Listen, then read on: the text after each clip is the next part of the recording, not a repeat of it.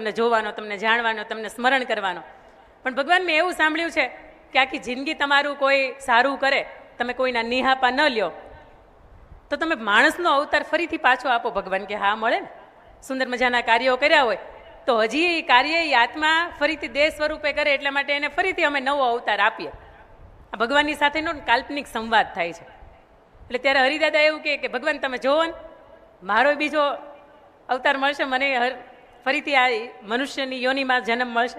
ભગવાન કે હા, પણ હાલો હવે મોડું થાય છે, આ ક્ષણ વિતાવો રહી, આ સેકન્ડોની અંદર હવે તમારો મારો જીવ લઈને જવાનો છે. મહારાજ ખુદ એને લેવા આવ્યા હતા. અને ત્યારે હરિદાદા એવું કીધું કે બસ હવે અડધી જ સેકન્ડ મને આપો તમે, અને હું આવું તમારી યારે. જો ચપ્પલ તૈયાર, તમારી સાથે આવવા માટેની બસ મારી યાત્રાનો મેં થેલો કીધું એનો ભરી લીધો છે. આ થેલો કેનો ખબર છે? કર્મોનો. કોકના હૃદયની અંદર તમે જે ટાઢક વાવી છે ને એનો થેલો છે. અને હરિદાદા અંદર ઓરડાની અંદર ગયા. આખી જિંદગી કોઈને આપ્યું નહોતું, હો કાંઈ આખી જિંદગી ક્યાંય વાપર્યું નહોતું. હરિદાદા ઓરડાની અંદર ગયા અને ભગવાનને પહેલા પૂછતા ગયા કે ભગવાન હવે તમે મને કહી જ દીધું છે કે મારો અવતાર છે એ મનુષ્ય રૂપે આવવાનો, તો હવે એ કહી દો ને ક્યાં જન્મવાનું છે. ભગવાન કે આ વધી જાય છે. આખી જિંદગી તમે તપ કર્યું, સેવા પૂજા કરી, પણ હવે આ વધી જાય છે, આટલી બધી નિકટતા હારી નહીં. ભગવાને છતાં એના કાલ્પનિક સંવાદ હતો. ભગવાને એને કીધું કે તમારા કુટુંબની અંદર અર્જુનભાઈનો દીકરો રોહિત છે, એના ઘરના આણું ગયા છે ને, એને 4 દિવસ પછી સંતાન નાનું થવાનું છે. અને એના સ્વરૂપમાં ફરીથી દાદા તમે તમારા ને તમારા કુટુંબમાં આવવાના. દાદા મોજમાં આવી. દાદા કે હવે થોડીક જ વાર, સેકન્ડ ખમો, હું આવ્યો. દાદા રૂમની અંદર ગયા. આખી જિંદગીના કાગળિયા ભેગા કર્યા હતા, ક્યાં કેટલી આપણી સંપત્તિ છે, અને બધી મિલકત હતી ને લખ્યું. અર્જુનનો છોકરો રોહિત, એને ત્યાં દીકરાની વહુ આણું ગઈ છે, અને એને ત્યાં જે પણ સંતાન નાનું થાય ને એને હું બધું આપીને જાઉં છું. બોલો, મોહ આપણો આવો છે. આખી જિંદગી કમાણા કોઈની હાટે વાપરવું જ નથી, ભેગું કરીને જાવું છે. ઘણી વખત આપણે વાત કરીએ ને કે આગલા જન્મનું તે કાંઈ ડાયટું હતું એમ, પણ જે માણસ પોતાના માટે વાપરી જાણે ને એને તો દુનિયા ઓળખે જ, પણ જે માણસ સમાજ માટે વાપરી જાણે ને એને તમારી 7 પેઢીના નામ ઓળખે. આ કાકાને ક્યાં વાંધો હતો કાંઈ? કાકા કદાચ ગઈકાલે મેં વાત કરી હતી ત્યારે કે સિંગાપોરની યાત્રામાં ગયા, 20 લાખ રૂપિયા ખર્ચીને આવ્યા. એટલે તરત સ્મરણ થયું કે આ 20 લાખ રૂપિયા હું મારા લોકો માટે વાપરું, સમાજ લોકો માટે વાપરું, મારી સાથે જે જોડાયેલા લોકો છે એની માટે વાપરું, તો આ કેટલા બધા લોકો છે એમની તીર્થયાત્રા થાય. અને ત્યારે જ્યારે સમાજ માટે વાપર્યા ને ત્યારે એ યાદ આવ્યા. પણ મોહની વાત મારે બીજી કરવી છે તમને. બીજા એક કાકા હતા, એનું નામ રામજી દાદા. અને રામજી દાદાની જમીન, તમે ગામડાની અંદર જમીન હશે તમને ખબર હશે, કપાતમાં જાય ને ક્યાંક એટલે તમને ગવર્મેન્ટ તરફથી પૈસા આપે. તે દાદાની જમીન હતી ને ગામની અંદર તળાવ બન્યું ને તળાવની અંદર વહી ગઈ, એટલે ગવર્મેન્ટ તરફથી 2 કરોડ રૂપિયા આવ્યા. રકમ નાની નથી હો, ફરીથી સમજો. 2 કરોડ રૂપિયા આવ્યા. દાદાએ એની જિંદગીમાં કોઈ દિવસ રામજી દાદાએ 2 કરોડ રૂપિયા જોયા નહીં, અને વાપરે ને તો 1-1 રૂપિયાનો હિસાબ રાખે. આવી રીતે પોતે આખી જિંદગીમાં વાપરે. 2 કરોડ એક હારે આવ્યા એટલે 2-5 મિત્રોને બોલાવ્યા કે આ 2 કરોડનું રોકાણ કરવું ક્યાં? એટલે તરત જ એના 2-4 મિત્રો હતા, કોઈ એવું કીધું કે બેંકમાં મૂકી દેવાય. દાદા આ ક્યાં તમારે ખોટા છે, તો વ્હાઇટના જ છે ને, તમારે આવ્યા છે ને તમારે રાખવા છે બેંકમાં. એટલે તરત કોકે એવું કીધું કે બેંક ઉઠી ગઈ હોય કરવું હું? આ આલિયા માલિયા જેવા છે એ કે હોનું લઈ લેવાય, તો કે હોનું આજ 1.5 લાખમાં લીધું હોય, 1.25 લાખમાં લીધું હોય, ને કાલે વારમાં વધઘટ થઈ હોય તો અફસોસ થાય. ચાંદી 80-85 હજાર લઈ લીધું તો સારું હતું, અત્યારે 3.25 લાખ સુધી ઊભું થઈ ગયું છે. અને અત્યારે 3.25 લાખે લીધું હોય ને કાલે વારમાં ડાઉન ગયું હોય એટલે તરત અફસોસ થાય. દાદાએ છેલ્લે નક્કી કર્યું કે દાદા સુરતમાં તમારે કેટલા સંબંધી? એટલે કે સુરત તો આખું ઘર જ કહેવાય આપણું. સુરતની અંદર કે હીરાનો ધંધો બહુ સારો. દાદા એવું કરે, 2 કરોડ રૂપિયા તમે હીરા લઈ લો ને, થોડાકમાં હચવાઈ જાય, મગજમારી એ નહીં, પણ જોજો થોડાક સીવીડી એમાં આવી ગયા છે. એટલે આમ જોઈને બરાબર દાદા કે આ વાત સાચી છે. દાદાએ 24 હીરા લીધા. રોજ ગણે, સવારે ગણે, બપોરે ગણે, સાંજે ગણે, 1, 2, 3, 4, 5, 24 અટકી જાય, વળી પાછું બંધ કરીને મૂકી દે. દાદાની હારે એક માણસ એનું ધ્યાન રાખવા માટે સતત રહે. તમે રોજ કોઈ એકને એક વાત ગણો, રોજ એકની એક વાતની સાથે તમારી મુલાકાત થાય ને, એટલે 3 મહિના વીતા ને એટલે મગજની અંદર એ વાત ચડી ગઈ. અને 3 મહિના પછી દાદા એક વખત ગણતા હતા ને, એટલે દાદા કે આ તો કાંકરા થઈ ગયા, આ તો કાંકરા થઈ ગયા, મારા હીરા હતા ને કાંકરા થઈ ગયા. એનો જે ધ્યાન રાખવા વાળો માણસ હતો ને એ દાંત કાઢતો હતો એની બાજુમાં. એટલે કે એ દાંત નું કાઢે, તું જો, તું કાંકરા થઈ ગયા, જો તું એક જ સાક્ષી જો, રોજ હું ગણું છું એના. અને ત્યારે એ માણસ એ દાદાને વાત કરી કે દાદા જેને વાપરવા હોય ને એના માટે હીરા કામના છે. જેને ગણવા જોઈએ એને કાંકરા હોય હીરા હોય શું ફેર પડે? આખી જિંદગીમાં જો કદાચ આપણે ગણ્યા હશું ને તો એ કાંકરા થઈ જતા વાર નહીં લાગે. પણ આ સૌજીભાઈ એનો પરિવાર આખો સમગ્ર પરિવારે સમાજ માટે જ્યારે વાપરી જાય છે ને ત્યારે એ ચહેરા ઉજળા છે. તમે જોજો ચહેરાની ઉંમર મેકઅપ ન કર્યો હોય છતાંય ચહેરો ઉજળો ક્યારે લાગે ખબર છે? બે કામથી લાગે. એક કે તમે તમારા પરિવાર માટે ઘસાઈ ગયા હોય ત્યારે તમારો ચહેરો ઉજળો હોય, અને બીજું કે તમે સમગ્ર સમાજ અથવા તો તમારી સાથે જોડાયેલા લોકો માટે નિસ્વાર્થ ભાવથી ઘસાઈ ગયા હોય ને ત્યારે તમારા ચહેરા ઉજળા હોય. બાકી એ લોકોને મેકઅપ કરવાની જરૂર ન પડે. આ હીરો હિરોઈનના મંચના કલાકારો બધા ઉજળા લાગે એનું કારણ એ કદાચ મેકઅપ થતો હોય, પણ મેકઅપ વગરના ચહેરા છે ને સુંદર અને ઉજળા ત્યારે લાગતા હોય કે જ્યારે નિસ્વાર્થ ભાવથી પોતાના માટે અને પોતાનાઓ માટે ઘસાતા હોય ત્યારે. એનાથી વિશેષ મારે તમને આગળ વાત કરવી છે ત્યારે કે તમારી પાસે તમને ઘણી વખત એમ થયું હશે કે અહીં આપી દઈએ, આપણે અહીં આપી દઈએ, મંદિરે ગયા હશો ને ત્યારે આપી દઈએ, પણ ખીચામાંથી પર્સ ખોલીએ એટલે પર્સમાંથી દેખાય તરત 200 રૂપિયાની અને 500 રૂપિયાની બે જ નોટું છે. પેલું પરચોરણ નથી, 100 રૂપિયાની 10 રૂપિયાની 20 રૂપિયાની નોટ નથી. મેં તો ઘણા લોકોને એવાય જોયા છે કાકા કે 200 રૂપિયાની નોટ ખીચામાં હોય ને 200 રૂપિયાની નોટ મૂકે ને 190 પાછા લઈ લે. એટલે કોકના મૂકેલા થોડા લેવું પાછા. ઓલાને જેવું છે, ખાલી આવ્યા ખાલી જાશું, સાથે શું લાવ્યા લઈ જાશું. તું તો ભક્તિ રે કરી લે ઘનશ્યામની. આ સફળ ફેરો કરવા માટે કાંઈક એવું છે કે ભેગું કરવું પડશે, માત્ર ધન સંપત્તિથી નહીં થાય. બીજા ઘણા લોકોને એમ હોય કે એ તો એ મોજમાં જ રહે ને કે એની પાસે પૈસા છે, ઈશ્વરની કૃપા છે, 2 હાથથી લક્ષ્મીજી એની ઉપર વરસી છે. નહીં, પૈસા હોય ને ત્યાં સુખ છે ને આવું નથી. પૈસા હોય ને એને ઘણાને ઊંઘ નથી આવતી. એને 2-3 ઘેરની ટીકડીઓ લેવી પડે ને ત્યારે ઊંઘ આવે. રજાઈ હોય, મખમલનો ગાલીચો હોય, સુંદર મજાનો બેડરૂમ હોય, છતાંય ઊંઘ નથી આવતી. ઊંઘ ત્યારે આવે કે જ્યારે સત્કર્મથી, સદભાવથી અને પરમાર્થના કારણે તમે કંઈક સમાજ માટે ઘસાવ છો ત્યારે. આવું આ કાર્યક્રમની જ્યારે ધીરે ધીરે કરતાં આપણે શરૂઆત કરવી છે ને ત્યારે એક સરસ મજાની નાનકડી આપણે રમત કરવી છે.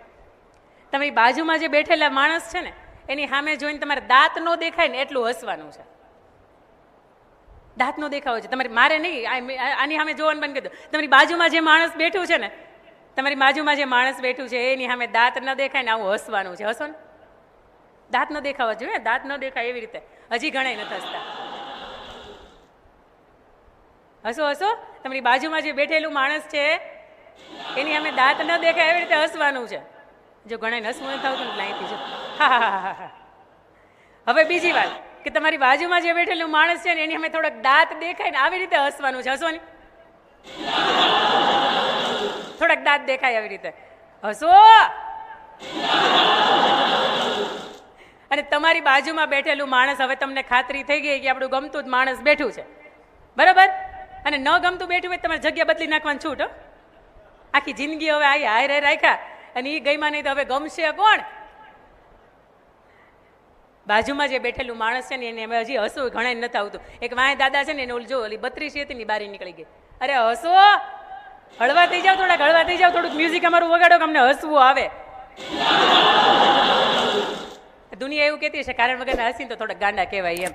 આ જે સમજે દુનિયા આપણને જે સમજે પણ હસી લેવા નું. આજે હૈસા ને એટલે એવું લાગ્યું ને કે ભાર ઉતરી ગયો, હળવા થઈ ગયા થોડાક. બોલો હા કે ના? હમણાં છે ને 2 દિવસ પહેલા કાકા એક દાદા હતા બહાર, તો એના પત્નીની બે બેઠા હતા. એટલે એને પત્નીને એવું કીધું કે ઊભા થાવ ને, તમે કઈને બોલાવ્યા હતા. એટલે એની પત્ની એમ કીધું ઘડીક બેહવા દો ને, હલો તમને કહું છું કે ઊભા થાવ. તોય કોઈ માન્યું નહીં. એટલે બાજુમાં દાદાની બાજુમાં હું હતી. બોલો મને કે સૌજી કાકા હલો હલો કે આખી દુનિયા માને કે, પણ હું હલો હલો કહું તમારી ઘરવાળી માનતી નથી કે. આ વાત ઉપર તો હસો. આ સત્ય ઘટના છે બનેલી 2 દિવસ પહેલા જાય ભારત તે. આપણે હસીએ ને એટલે આપણને એવું લાગે કે હળવા થઈ ગયા. બોલો હા કે ના? હા, મોટેથી બોલો એટલે મને એવું લાગે કે તમે જાગો છો. હા, એવું લાગે ને કે જીવનનો થાક ઉતરી ગયો એમ. હા, પણ આ થાક લાગ્યો તો હેનો? આ થાક 2 વાતનો લાગ્યો હતો. જીવનનો કોઈ પણ માણસ છે ને એને 2 વાતનો થાક લાગે. એક વાત, આ પ્રવાસની અંદર, આ જિંદગીના પ્રવાસની અંદર વધારે પડતો ભાર ઉઠાવી લીધો જ કારણ કાજ વગરનો. તમારી પાસે એક ખભામાં ઠેલો હોય ને તમને કોઈ એમ કહે કે કાલ તમારો વારો છે, ઋષિકેશની યાત્રામાં નીકળવાનું છે. તમને ખબર છે કદાચ પલ્લી જાય તો એકાદી જોડી છત્રી નાખી દેવું, એકાદો નેપકિન નાખશું અને એકાદી પાણીની બોટલ નાખશું, કદાચ ખાખરાનું પેકેટ નાખશું. આનાથી વિશેષ કાંઈ નહીં, બરાબર? 1 દિવસની યાત્રા છે, તમને ખબર છે આટલું જ લઈ જવાય. પણ આખી આ જિંદગીની યાત્રા છે ને એની અંદર કાલ તમે અનુભવ કરજો, જે જવાના આવશે ને એ અનુભવ કરજો. તમારી બેગની અંદર 2-4 જોડી ચપ્પલ નાખજો ને 2-4 જોડી કપડાં નાખજો ને પછી આ ઠેલો છે ને એ ખંભે રાખીને આખો દિવસ રખડજો. આ ખંભાને કેટલો થાક લાગે છે ને એનો અનુભવ કરજો. આખી જિંદગીનો આ વધારાની વસ્તુનો, વધારાની વાતોનો, જે વાહિયાત વાતો હતી, આ બધાયનો ભાર છે ને અહીંયા રાખ્યો છે ને, આ એનો થાક લાગ્યો હતો. અને જ્યારે હશે ને ત્યારે હળવો થઈ ગયો. બીજો થાક કેનો લાગ્યો છે ખબર છે? મારી પાસે છે ને એક રૂમાલ છે, જો આ એક રૂમાલ દેખાશે તમને, સમજજો. આખી જિંદગી છે, આજે આખી જિંદગી. આ બીજો ભાર હેનો લાગ્યો છે? ગાંઠવાળી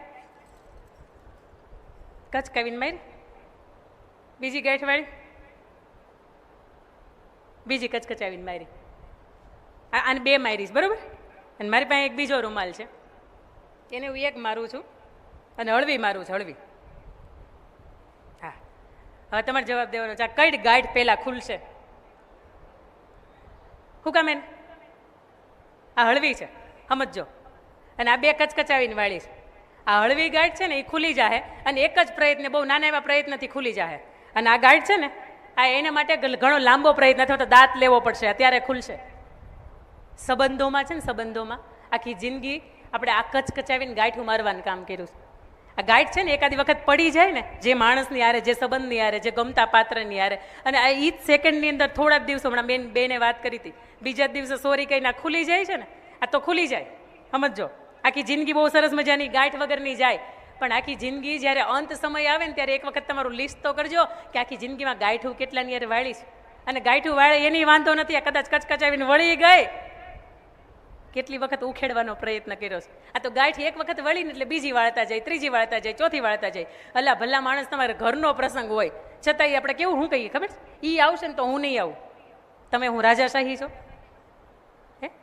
આ પરિવાર અહીંયા આખે આખો તમે જોવો છો, કોઈને ક્યારેય મતભેદ નહીં થયો હોય, ક્યારેય કોઈને મનભેદ નહીં થયો હોય, ક્યારેય કોઈને વાતનું ખોટું નહીં લાગ્યું હોય, પણ એ પરિવારે છે ને આ ગાંઠું મારવાનું, કદાચ આ ગાંઠ પડી ગયો હોય ને તો હળવા કે બીજે દિવસે ઉકેલવાનું કામ કર્યું છે. અને આખી જિંદગી આપણે છે ને ગાંઠું મારવાનું કામ કર્યું છે. આ 42 જણાના પરિવાર હારે રહે છે, કદાચ ભૂલ ન કરતી હોય કાકા, વધારે 65.